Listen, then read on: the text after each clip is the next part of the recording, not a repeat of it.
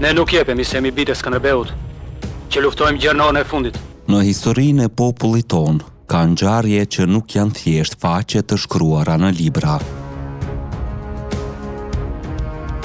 por janë britma të lirisë që ende dëgjohen mes maleve. Që kur kam ler, as jam shitur dhe as jam bler. Një ndër to është betejë e Mashkullorës, kur një grusht shqiptarësh u ngritën përballë një ushtrie të tërë dhe u bën legjendë. Kjo nuk është një histori e zakonshme. Është një nga ato përplasjet biblike mes Davidit dhe Goliatit, por këtëherë Davidi kishte emrin Qerqiz Topulli dhe bashkë me të 5 burra me zemër sa një mal. Përshëndetje miq të kanalit Histori Epike. Nëse jeni të apasionuar pas historive heroike të kombit ton, atëherë kjo video është për ju. Mos harroni të pëlqeni videon dhe të abonoheni në kanalin ton për të mos humbur asnjë nga rrëfimet tona unike. Ne po rikthejmë në jetë ngjarjet që historia si harroi kurrë dhe e bëjmë këtë së bashku me ju. Viti 1908. Jemi në prag të një stuhie historike. Perandoria osmane po lëkundet. Shqiptarët po zgjojnë ndërgjegjen kombëtare, por ndërkohë që shpresa ndizet si një qirinë e rësirë, mizoria turke përpiqet ta shuajë me dhunë. Në qytetin e Gjirokastrës, Bimbashi, shefi i gjandarmërisë, është kthyer në një simbol frike dhe terrori. Shqiptarët burgosen, torturohen dhe mbyten për një fjalë kundër sultanit. Por durimi popullor ka një kufi. Dhe kur ai kufi kalohet, lindin heronjt. Komiteti për Lirinë e Shqipërisë merr një vendim historik. Bimbashi duhet të vritet. Dhe detyra i besohet qetës së njohur të Qerqiz Topullit. Burrit me mustaqe të trasha, pushk në dorë dhe zjarr në zemër. Në mëngjesin e 25 shkurtit 1908, 2 trima, Hito Lekdushi dhe Bajram Përgjia, zbresin në qytet të veshur si tregtar. Në rrugët e gurta të Gjirokastrës, çdo hap është rrezik, por asgjë nuk i ndal. Ora shënon 11:15. Dhe një krismë pushke përshkon qetësinë. Bimbashi është i vdekur. Godina e gjandarmërisë mbulohet nga plumbat e qetës së Qerqizit. Në 2 orë grupi largohet nga qyteti, i ndjekur nga ndëshkimi i sigurt osman.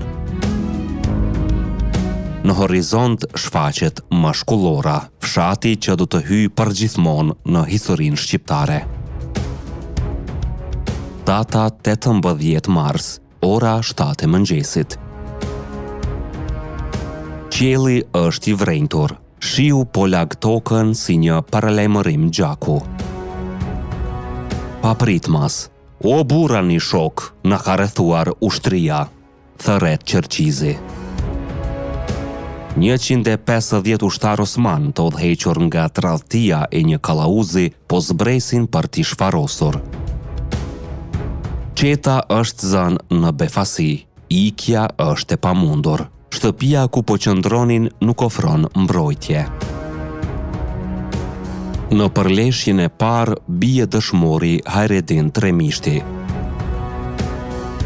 Hito Lekdushi, pa mbrojtje, detyrohet të largohet. Qeta mbetet me 5 veta, 5 shqiptar përballë një ushtrie. Në kushte normale kjo do të ishte një kasaphan, por jo kur zemrat rrahin për lirinë. Nga mëngjesi deri në muzg, 5 burrat u kthyen në legjenda. Gjuanin pa pushim, ndërronin pozicione, shpërthenin britma lirie.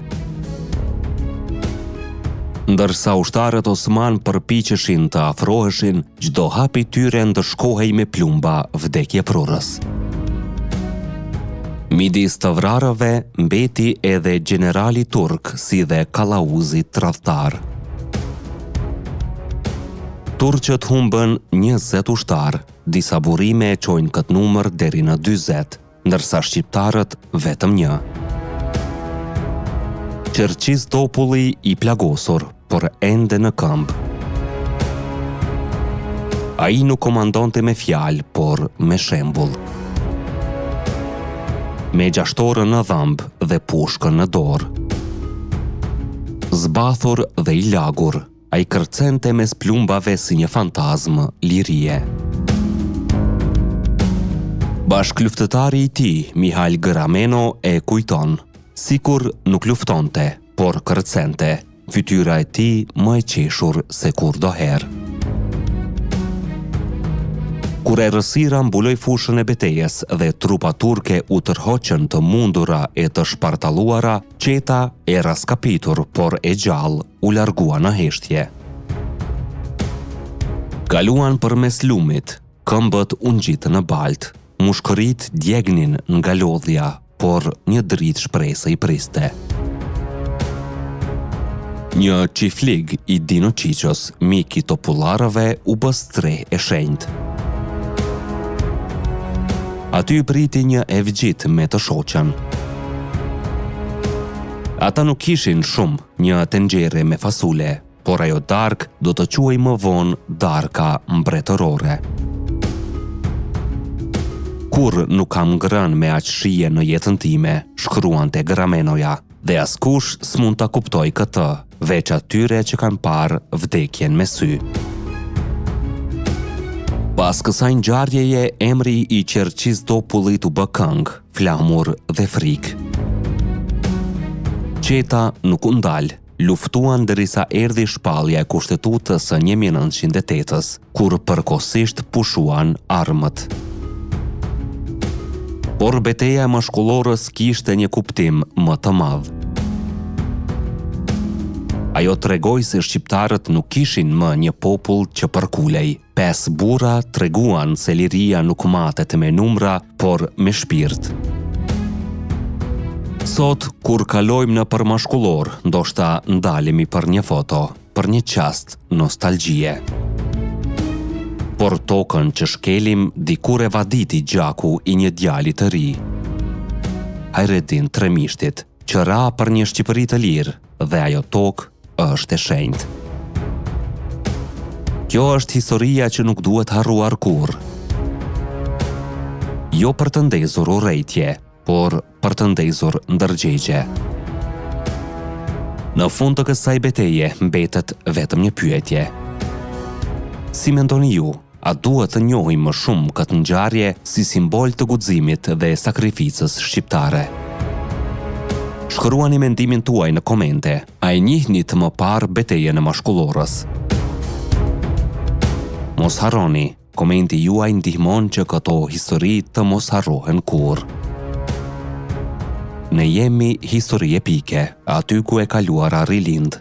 Qëndroni krenar dhe të vetëdijshëm për gjakun që rrjedh në damarët tanë.